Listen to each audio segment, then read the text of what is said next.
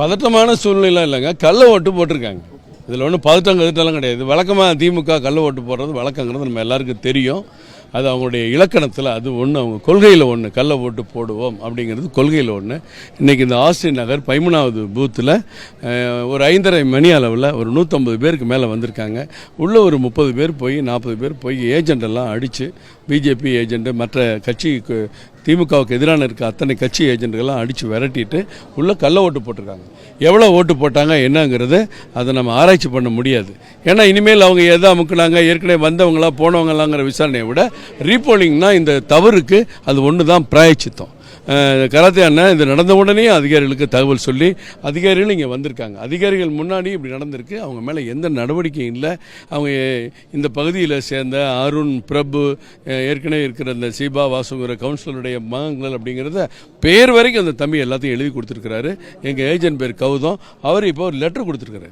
அந்த இங்கே இருக்கிற அதிகாரிக்கு, தேர்தல் நடத்துகிற அதிகாரிகளுக்கு என்னெல்லாம் தவறு நடந்துச்சு, எப்படி நான் தாக்கப்பட்டேன், எப்படி இந்த எங்கள் பேடு கீடெல்லாம் தூக்கி எரிஞ்சாங்க அப்படிங்கிறத ரொம்ப கடிதமாக விரிவாக கொடுத்துருக்காங்க.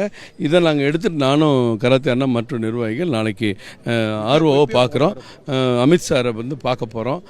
தேர்தல் நடத்துகிற அங்கேருந்து டெல்லியில் வந்திருக்கிற பாதுகாப்பு அதிகாரிகளையும் நாங்கள் சந்திக்க போகிறோம். இது மிகப்பெரிய அராஜகம். சென்னை மாநகரத்தில் எப்படின்னா கிராமப்பகுதியில் நம்ம என்ன சொல்கிறது, கூப்பிட்ற தூரத்தில் போலீஸ் காவல் அத்தனை இருக்கிற இடத்துலையும் இப்படி பண்ணுறாங்க.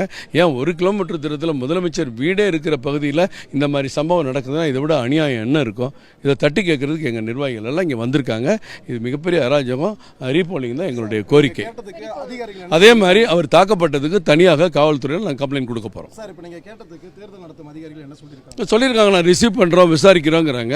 அது எப்படி விசாரிப்பாங்க, ரிசீவ் நாங்களும் பொறுத்துன்னு பார்ப்போம்.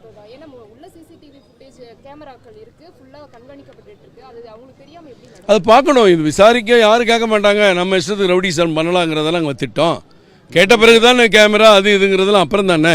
நான் என்ன வேணாலும் அராஜகம் பண்ணுவேன்னு அவங்க திமுக செய்கிறாங்க. அதை நாங்கள் தட்டி கேட்கறதுக்கு நிர்வாகிகள்லாம் வந்திருக்கோம். இன்னும் சீல் வைக்கல. சீல் வைக்காமல் எப்படி எடுக்க முடியும்? எல்லா ஏஜென்ட்டும் சீல் வைக்கணும். அவங்க முன்னாடி கண் முன்னாடி சீல் வச்ச பிறகு தான் எடுப்பாங்க. இது வழக்கமாக நடைமுறையில் இருக்கிறது. இப்போ சீலே வைக்காமல் பெட்டியெல்லாம் தூக்கிட்டு போனால் என்ன அநியாயம் இது? இந்த 13ஆம் நம்பர் பெட்டியை என்ன விட மாட்டோம். இது என்ன முடியாது. அந்த தம்பியை தாக்குனதுக்கு தனியாக ஒரு வழக்கு தொடுக்கப்படும். இந்த பெட்டியை என்ன விடாமல் இருக்கிறதுக்கு நாங்கள் கோர்ட்டுக்கு போவோம். நீங்கள் அதிகாரிகள் ஒத்துழைப்பு கொடுத்து அவங்களே ரீபோலிங் அறிவிச்சாங்கன்னா பிரச்சனை இல்லை. இது சாதாரணமாக நான் விட போகிறது இல்லை. எங்கள் தலைவர் அண்ணாமலை அவர்கள்ட்ட இந்த விஷயத்தை சொல்லியிருக்கோம். அவரும் நாளைக்கு இதில் கவனம் கொடுப்பார். செய்திகளை உடனுக்குடனும் துல்லியமாகவும் தெரிந்து கொள்ள சப்ஸ்கிரைப் பண்ணுங்க.